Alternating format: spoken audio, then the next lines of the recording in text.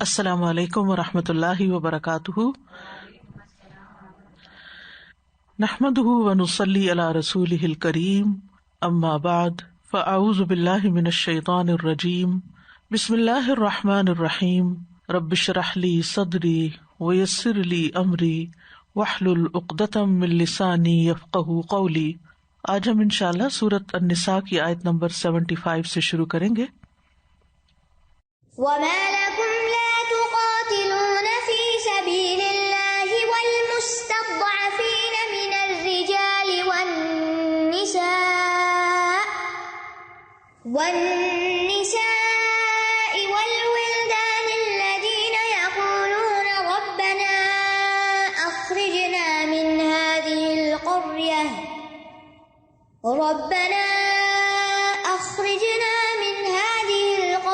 الظَّالِمِ أَهْلُهَا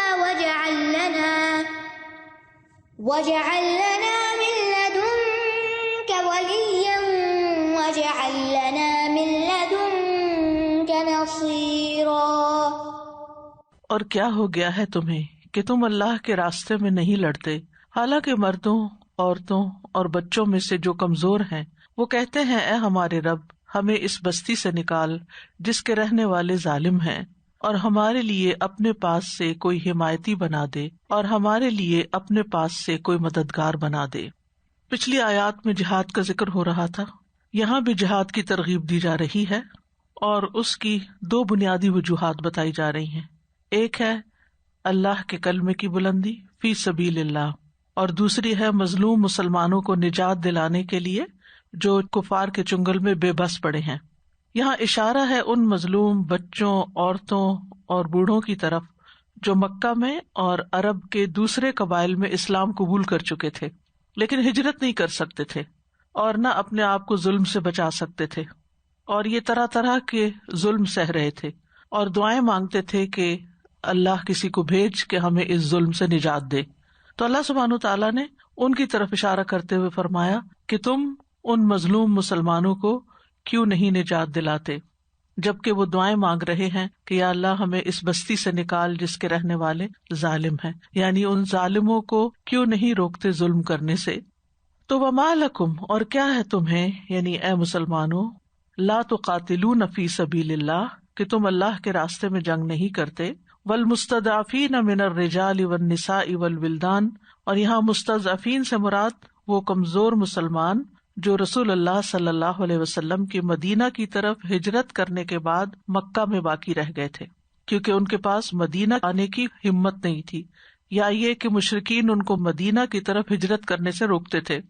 اسی طرح نہ صرف یہ کہ یہ عورتیں اور بچے تھے بلکہ کچھ مرد بھی تھے، اور کمزور مسلمانوں میں سے مستضعفین من الرجال میں سے ولید بن ولید، سلمہ بن ہشام، عیاش بن ابی ربیعہ تھے۔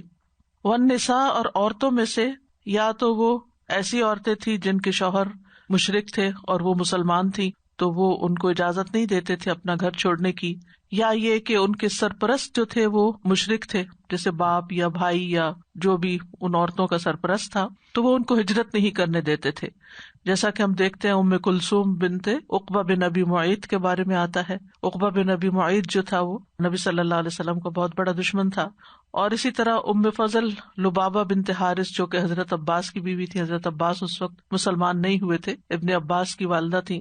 اسی طرح کمزور مسلمان بچے، یہ مومن مردوں اور مومن عورتوں کے چھوٹے بچے تھے جن کو ان کے والدین دیکھتے تو تکلیف میں مبتلا ہوتے، کیونکہ وہ بھی ستائے جا رہے تھے۔ ابن عباس کہتے ہیں کہ یہاں بچوں سے مراد اور عورتوں سے مراد میں اور میری والدہ ہیں۔ وہ کہتے ہیں کہ میں اور میری والدہ کمزور لوگوں میں سے تھے، میں بچوں میں سے کمزور تھا اور میری والدہ عورتوں میں سے کمزور تھی، تو ہم ہجرت نہیں کر سکتے تھے اور مکہ کے رہنے والے ان کو ستاتے تھے۔ تو مسلمانوں سے کہا گیا کہ تم ایسے ستائے جانے والے مظلوموں کی مدد کیوں نہیں کرتے۔ نبی صلی اللہ علیہ وسلم ان کمزور مسلمانوں کے لیے دعائیں کرتے تھے۔ صحیح بخاری میں آتا ہے کہ رسول اللہ صلی اللہ علیہ وسلم جب رکوع سے اپنا سر اٹھاتے تو سمع اللہ لمن حمدہ ربنا ولک الحمد کہتے، اور کچھ لوگوں کے لیے ان کا نام لے کر دعا کرتے تھے۔ تو اس سے یہ بھی پتہ چلتا ہے کہ نام لے کر بھی دعا کرنی چاہیے۔ آپ فرماتے اے اللہ ولید بن ولید، سلمہ بن ہشام، عیاش بن ابی ربیعہ اور نہ تمام مسلمانوں کو کفار کے ظلم سے نجات دے۔ اے اللہ قبیلہ مضر پر اپنی گرفت سخت کر دے اور انہیں ایسی قحط سالی میں مبتلا کر دے جیسا کہ یوسف علیہ السلام کے عہد میں قحط پڑا تھا۔ اس وقت اہل مشرق سے قبیلہ مضر کے لوگ آپ کے دشمن تھے، اور واقعی یہی ہوا کہ پھر آپ کی اس دعا کے نتیجے میں اہل مکہ پر قحط نازل ہوا، جس کی وجہ سے ان کے اندر تھوڑی نرمی آئی، اور پھر وہ نبی صلی اللہ علیہ وسلم سے مدینہ میں آ کر ریکویسٹ کرنے لگے کہ آپ ہمارے لیے دعا کریں کہ ہمارا یہ قحط دور ہو۔ الذین یقولون ربنا اخرجنا من هذه القریۃ الظالم اہلها، وہ لوگ کہتے ہیں کہ اے ہمارے رب ہمیں اس بستی سے نکال، اور اس بستی سے مراد یہاں مکہ ہے، یعنی اب ہم مکہ میں نہیں رہ سکتے کیونکہ الظالم اہلها، اس کے رہنے والے بہت ظالم ہو گئے، یہ ہمارے اوپر ظلم ڈھاتے ہیں۔ اور حقیقت یہ ہے کہ جہاں کہیں بھی دنیا میں مسلمان کمزور ہوں تو ان کے پاس رب سے فریاد کرنے کے سوا اور کوئی ہیلا نہیں۔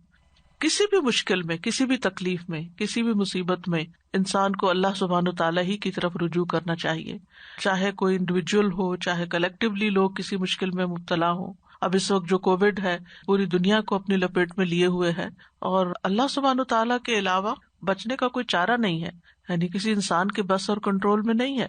وہی چاہے گا تو ایسے اسباب پیدا کر دے گا کہ جس سے لوگ اس مصیبت سے نکل آئیں، اور اگر وہ نہ چاہے تو کسی کا زور نہیں، کوئی کچھ کر نہیں سکتا۔ تو ہمیشہ انسان کسی بھی موقع پر، کسی بھی جگہ، کسی بھی وجہ سے اگر ستایا جا رہا ہو، کوئی انسان اس کو بودر کر رہا ہو، کسی کے گھر میں کوئی شوہر ظالم ہو، کوئی ساس ظالم ہو، کوئی بہو ظلم کر رہی ہو، کوئی بچوں کی طرف سے باغی ہو رہا ہو، کوئی بھی کسی بھی طرح کی کوئی ایسی مصیبت انسان کو آتی ہے، چاہے گھر کے اندر یا گھر کے باہر، تو ایسی صورت میں انسان کو اللہ ہی سے فریاد کرنی چاہیے اور دعائیں کرنی چاہیے۔ اور اللہ تعالیٰ نے خاص طور پر ان لوگوں کی دعاؤں کا یہاں ذکر کیا ہے کہ وہ دعا کرتے ہیں کیا، وَاجْعَل لَّنَا مِن لَّدُنْكَ وَلِيًّا وَاجْعَل لَّنَا مِن لَّدُنْكَ نَصِيرًا، کہ ہمارے لیے اپنے پاس سے کوئی مددگار بنا دے، اور ہمارے لیے اپنے پاس سے کوئی مدد کرنے والا بنا دے، کوئی ہمارا کارساز، کوئی مددگار ہو کہ جو ہمیں اس مصیبت سے نکالے۔ یعنی اس سے یہ بھی پتہ چلتا ہے کہ مصیبت سے نکلنے کے لیے انسان کو اسباب بھی چاہیے ہوتے ہیں، یعنی دعا تو اللہ تعالیٰ سے کرتا ہے، لیکن یہ کہ اللہ سبحانہ تعالیٰ پھر بندوں کے لیے کوئی نہ کوئی سبب پیدا کر دیتا ہے، بیماری کی شکل میں کوئی ویکسین انسانوں کو سجھا دیتا ہے، کوئی اور دوا سجھا دیتا ہے، اسی طرح اگر کوئی کسی کو ستا رہا ہے تو اس کے لیے کوئی اور وسیلہ بنا دیتا ہے اس مشکل سے نکلنے کے لیے۔ تو اللہ سبحانہ تعالیٰ نے پھر ان کی دعا کو قبول کر لیا، بعض کے لیے مدینہ کی طرف ہجرت کرنا آسان کر دی، اور پھر یہ کہ کچھ ہی عرصے کے بعد مکہ فتح ہو گیا اور مکہ کے ان مظلوم مسلمانوں کو نجات مل گئی۔ تو اس سے یہ بھی پتہ چلتا ہے کہ انسان کبھی بھی مایوس نہ ہو، حالات کتنے بھی تنگ ہوں، کتنی بھی مشکلات ہوں، لیکن انسان کو ہمیشہ اچھی امید رکھنی چاہیے، اللہ تعالیٰ سے دعائیں مانگتے رہنا چاہیے، اور ایک نہ ایک دن اس کی دعا سنی جاتی۔ یعنی دعا اس طرح مانگنی چاہیے کہ قبولیت کا یقین ہو۔ اصل میں ہم جب دعا مانگتے ہیں نا تو ہاف ہارٹیڈلی، پتہ نہیں قبول ہوگی یا نہیں ہوگی، اتنی مشکل ہے، ہم بے آرو مددگار ہیں، کوئی سہارا، کوئی وسیلہ کچھ نظر نہیں آتا، تو کیا ہوگا، کچھ نہیں ہونے والا۔ جیسے آج کل بھی عمومی طور پر ایک مایوسی کے سائے ہر طرف پھیلے ہوئے ہیں کہ ایک بیماری ہے جو پھیلتی چلی جا رہی ہے، پھیلتی چلی جا رہی ہے، اس کے ختم ہونے کے کوئی بظاہر اسباب نظر نہیں آتے، لیکن اللہ تعالیٰ کے لیے کچھ بھی مشکل نہیں، جب چاہے اس مشکل کو اٹھا سکتا ہے۔ تو ہمیں یقین کے ساتھ دعائیں کرتے رہنا چاہیے۔ الذین آمنوا یقاتلون فی سبیل اللہ والذین کفروا یقاتلون فی سبیل الطاغوت فقاتلوا اولیاء الشیطان ان کید الشیطان کان ضعیفا۔ وہ لوگ جو ایمان لائے وہ اللہ کے راستے میں جنگ کرتے ہیں، اور وہ لوگ جنہوں نے کفر کیا وہ طاغوت کے راستے میں جنگ کرتے ہیں، بس تم شیطان کے دوستوں سے جنگ کرو، بے شک شیطان کی چال بہت کمزور ہے۔ الذین آمنوا یقاتلون فی سبیل اللہ، سچے ایمان والے ہمیشہ اللہ کی خاطر لڑتے ہیں، دنیا کی خاطر نہیں، اہل حق کی مدد کے لیے اٹھتے ہیں۔ اس کے برعکس والذین کفروا، وہ لوگ جنہوں نے کفر کیا، یقاتلون فی سبیل الطاغوت، وہ طاغوت کے راستے میں لڑتے ہیں، یعنی سرکشی اور فساد کے لیے وہ جنگیں کرتے ہیں۔ تو مومن اور کافر دونوں کی جنگ کا فرق یہاں بتایا گیا ہے. یعنی جنگیں تو دنیا میں ابتدا سے ہوتی چلی آئی ہیں اور ہر دور میں انسان ان مصیبتوں سے گزرتے رہتے ہیں، لیکن مومن کا جو مقصد جنگ ہوتا ہے وہ بالکل فرق ہوتا ہے. مومن اور غیر مومن کے مقصد میں بہت بڑا فرق ہے. مومن صرف اللہ کے لیے لڑتا ہے، دنیا طلب کرنے کے لیے، اپنے ملک کو بڑھانے کے لیے یا کوئی مادی وسائل حاصل کرنے کے لیے، دوسروں کے ریسورسز پر قبضہ کرنے کے لیے نہیں لڑتا. فقاتلوا اولیاء الشیطان، تو تم شیطان کے دوستوں سے جنگ کرو، یعنی ان سے جو شیطان سے دوستی کرتے ہیں اور اس کے حکم سے اس کی اطاعت کرتے ہیں.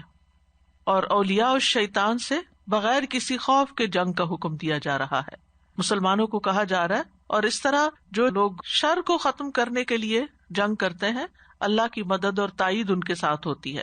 لیکن یہ یاد رکھیے کہ اسلام میں جنگ کے کچھ آداب ہیں. جنگ اس کے ساتھ کی جائے گی جو آپ کے ساتھ جنگ کر رہا ہے، ٹھیک ہے، یعنی قتال کرنے والے سے جنگ کی جائے گی، اس کے علاوہ لوگوں کو نقصان نہیں پہنچایا جائے گا، شہری آبادیوں کو تباہ و برباد نہیں کیا جائے گا. رسول اللہ صلی اللہ علیہ وسلم نے فرمایا جو کوئی ابو سفیان کے گھر میں چلا گیا، یہ مکہ جو فتح کیا آپ نے، اس کو امن ہے، جو ہتھیار ڈال دے اس کو بھی امن ہے، اور جو اپنا دروازہ بند کر لے اس کو بھی امن ہے، یعنی ہم اس میں کسی کے خلاف بھی نہیں لڑیں گے. پھر اسی طرح دوسری بات یہ ہے کہ ہر شخص خود سے خود فیصلہ نہیں کر سکتا کہ اٹھے اور جنگ کے لیے تیار ہو جائے اور جا کے کہیں تباہی مچانا شروع کر دے. نہیں، امام کے بغیر جہاد پہ نہیں نکل سکتے. نبی صلی اللہ علیہ وسلم نے فرمایا جو شخص نامعلوم جھنڈے کے نیچے لڑے، عصبیت کے لیے غصہ کرے یا عصبیت کی دعوت دے یا عصبیت کی مدد کرے، یعنی کسی قبیلے یا کسی خاص اس کے لیے، اگر وہ قتل ہو جائے تو یہ جاہلیت کی موت ہے. اور ایک اور روایت میں آتا ہے وہ میری امت میں سے نہیں. اسی طرح یہ ہے کہ جنگ میں بھی کسی پر زیادتی نہیں کی جائے گی. اللہ تعالیٰ فرماتے ہیں وَلَا تَعْتَدُوا، یعنی کسی کے خلاف بھی جب جنگ ہو تو اس کا زور توڑنا مقصود ہے، نہ کہ دوسروں پر ظلم اور زیادتی کرنا. نبی صلی اللہ علیہ وسلم جب کسی لشکر کو روانہ کرتے تھے تو کچھ ہدایات دیتے تھے. آپ فرماتے کہ اللہ کا نام لے کر روانہ ہو، اللہ کے ساتھ کفر کرنے والوں سے جنگ کرو، وعدہ خلافی مت کرو، مال غنیمت میں خیانت نہ کرو، لاشوں کا مسئلہ نہ کرو، بچوں اور مذہبی رہنماؤں کو قتل نہ کرو. پھر اسی طرح رات میں اچانک حملہ نہ کرو، یعنی اس کی بھی آپ نے تلقین کی. انس رضی اللہ عنہ کہتے ہیں کہ نبی صلی اللہ علیہ وسلم خیبر کی طرف تشریف لے گئے تو وہاں رات کے وقت پہنچے. آپ جب کسی قوم کے پاس رات کو آتے تو آپ ان پر حملہ نہیں کرتے تھے حتیٰ کہ صبح ہو جاتی. چنانچہ جب صبح ہوئی تو یہودی اپنی کسیاں اور ٹوکریاں باہر لے کر نکلے. جب انہوں نے آپ کو دیکھا تو کہا یہ تو محمد ہیں صلی اللہ علیہ وسلم، اللہ کی قسم وہ تو لشکر سمیت آ گئے ہیں. پھر اسی طرح بچوں اور عورتوں کے قتل کی ممانعت ہے. عبداللہ رضی اللہ عنہ کہتے ہیں کہ نبی صلی اللہ علیہ وسلم کے کسی غزوے میں ایک عورت مقتول پائی گئی، یعنی عورت کو دیکھا گیا کہ وہ ماری گئی ہے، تو آپ صلی اللہ علیہ وسلم نے دوران جنگ ہی فرمایا کہ عورتوں اور بچوں کو قتل نہیں کیا جائے گا. اسی طرح لوٹ مار کرنے سے منع کیا، مسلح کرنے سے، مسلح کا مطلب ہوتا ہے ناک کان وغیرہ کاٹنا. حالت جنگ میں بھی معافی کو ترجیح دی گئی. پھر آخر میں فرمایا ان کید الشیطان کان ضعیفا، شیطان کی چال تو بہت کمزور ہے. قید کہتے ہیں خفیہ چال کو، یعنی جس سے کسی دشمن کو نقصان پہنچایا جائے. تو شیطان کتنی خطرناک چال کیوں نہ چلے، اس کی چال بہرحال انتہائی کمزور ہوتی ہے اور وہ حق کا مقابلہ نہیں کر سکتی، اور اللہ سبحانہ و تعالیٰ بھی اس کی چالوں کو کمزور کر دیتا ہے.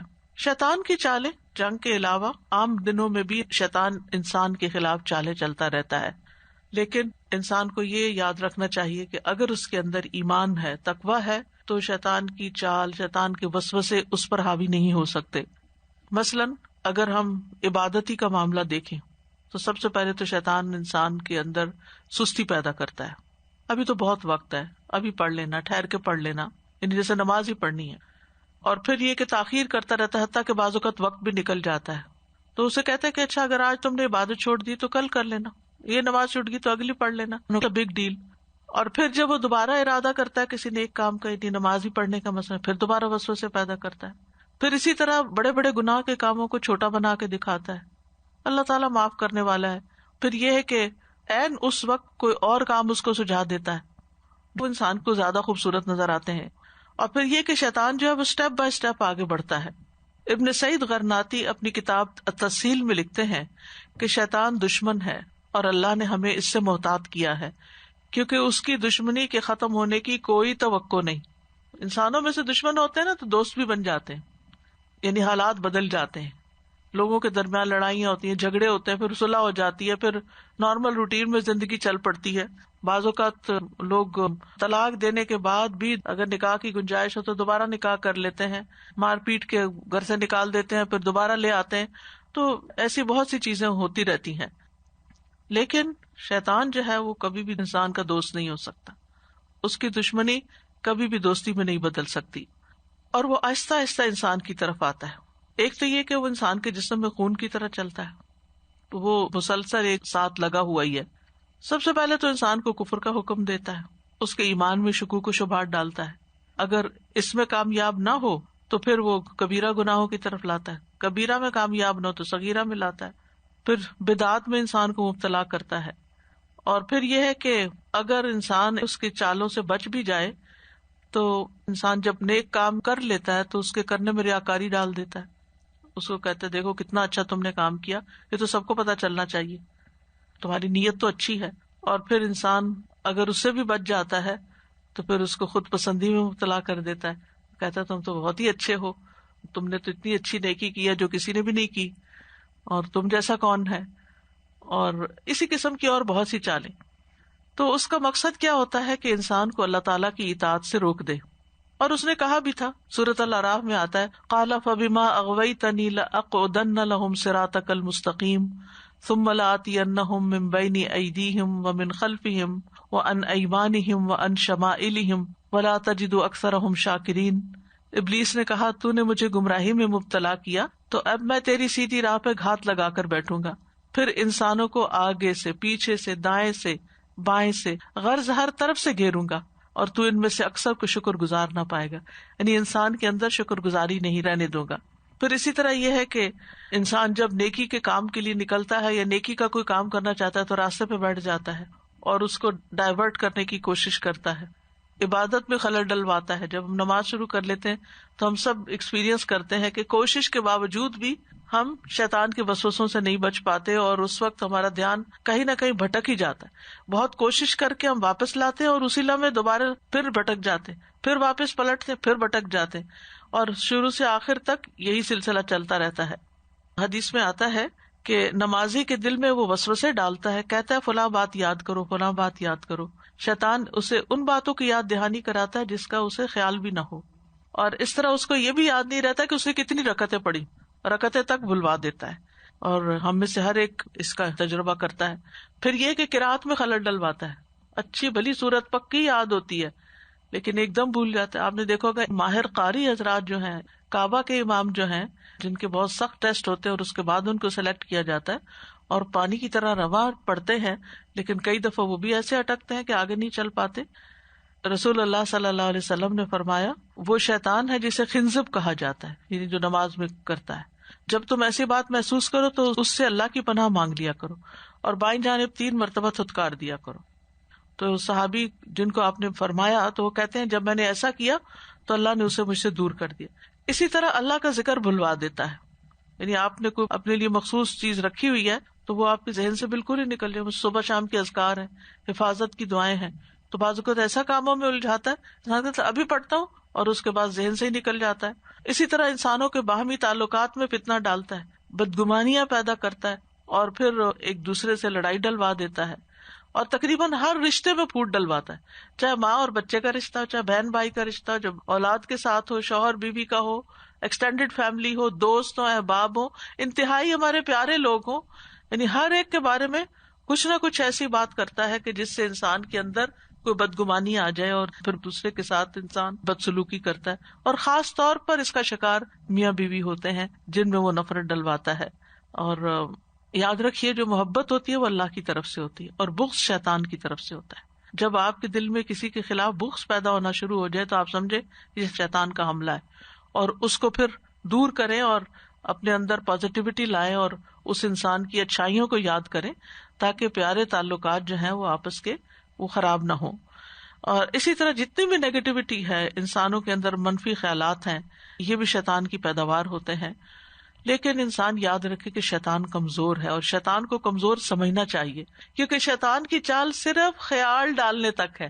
کمزور کیوں ہے؟ وہ پریکٹیکلی کچھ کر نہیں سکتا، ہمیں پکڑ کے گرا نہیں سکتا، ہماری زبان سے کچھ بلوا نہیں سکتا، لیکن وہ صرف خیال ڈالتا ہے. اسی لیے جب وسوسہ آئے تو یہ دعا پڑھنی چاہیے کہ اللہ اکبر اللہ اکبر اللہ اکبر الحمد للہ الذی رد کیدہ الی الوسوسہ. تو انشاءاللہ اس سے پھر وسوسے دور ہو جاتے. یعنی اگر کسی انسان کے خلاف کوئی وسوسہ آ رہا ہے، یا نعوذ باللہ اللہ تعالیٰ کے بارے میں یا رسول صلی اللہ علیہ وسلم کے بارے میں یا کسی بھی طرح کی چیز کے بارے میں، تو فوراً انسان یہ دعا پڑھ لے. اور یہ ایاک نستعین جو کتاب ہے اس میں شیطانی وسوسوں سے بچنے کی دعا میں لکھی گئی ہے. اور ایک بات یہ بھی یاد رکھے کہ جتنا جتنا آپ کا ایمان مضبوط ہوتا جائے گا اتنا ہی شیطان کمزور ہوتا جائے گا. قرآن مجید میں آتا ہے ان عبادی لیس لک علیہم سلطان الا من اتبعک من الغاوین، بے شک میرے بندے تیرا ان پہ کوئی غلبہ نہیں مگر جو گمراہوں میں سے تیرے پیچھے چلے. تو پھر شیطان ان کو اپنا اعلی کار بنا لیتا ہے اور ان کے سر پہ سوار ہو جاتا ہے. لیکن جہاں تک مضبوط مومن ہے وہ شیطان پر پہاڑ اور لوہے سے بھی زیادہ بھاری ہے. وہب بن منبہ کہتے ہیں شیطان کے لیے سمجھدار مومن کی تدبیر سے زیادہ پہاڑ کو چٹان چٹان کر کے اور پتھر پتھر کر کے ختم کرنا زیادہ آسان ہے. یعنی شیطان یعنی پورا پہاڑ توڑ دے وہ اس کے لیے آسان ہے، لیکن سمجھدار مومن کی جو تدبیر ہے، جو پلاننگ ہوتی ہے، اس کو شیطان نہیں توڑ سکتا. کیونکہ جب کوئی شخص مومن عاقل اور سمجھدار ہو تو وہ شیطان کے لیے پہاڑ سے زیادہ بھاری اور لوہے سے زیادہ سخت ہے. اسی طرح حدیث میں آتا ہے کہ مومن اپنے شیطان کو تھکا دیتا ہے، یعنی اس کی کوئی بات نہیں مانتا، وہ مسلسل کوشش میں لگا رہتا ہے. رسول اللہ صلی اللہ علیہ وسلم نے فرمایا مومن اپنے شیطان کو اس طرح تھکا دیتا ہے جس طرح تم میں سے ایک آدمی سفر میں اپنے اونٹ کو تھکا دیتا ہے. اسی طرح بعض نیک لوگوں سے شیطان جو ہے وہ بھاگ جاتا ہے، جیسے عمر رضی اللہ عنہ، یعنی اگر ان جیسا ایمان ہو تو شیطان پیچھا چھوڑ دیتا ہے. اسی طرح جہاں اللہ کا نام لے لیا جائے، اللہ کا ذکر کیا جائے، وہاں سے بھی شیطان بھاگتا ہے. تو کثرت سے اذکار کرنا جو ہے یہ شیطان سے حفاظت کا ذریعہ ہے. شیطان کا مقابلہ اسی سے ہو سکتا ہے. حضرت یحییٰ علیہ السلام نے بیت المقدس میں بنی اسرائیل کو جمع کر کے جو نصیحت کی تھی اس میں ایک یہ بھی تھی کہ بندہ جب تک اللہ کے ذکر میں مصروف رہتا ہے شیطان کے حملوں سے محفوظ رہتا ہے اور ایک مضبوط قلعے میں ہوتا ہے.